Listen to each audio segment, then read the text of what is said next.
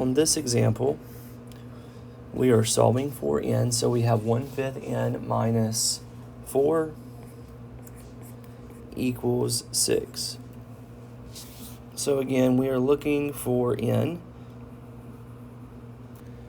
And before I can get n by itself, I really need to get the 1/5 n by itself. So the goal is to have variable on one side. I usually like to put it on the left side and everything else on the other side. So the -4 that is right here, to me, I mean, that I call that baggage. It's just something that's holding me back. So I'm going to add 4 to both sides. It cancels on that left side, and I get 10 on the right side, and I have a 5th n. So looking for n, that relationship between 1/5 and n is multiplication. So to undo the multiplication, I can divide by a 5th. Do know that dividing by a fraction is the same thing as multiplying by its reciprocal. Reciprocal meaning just flip it.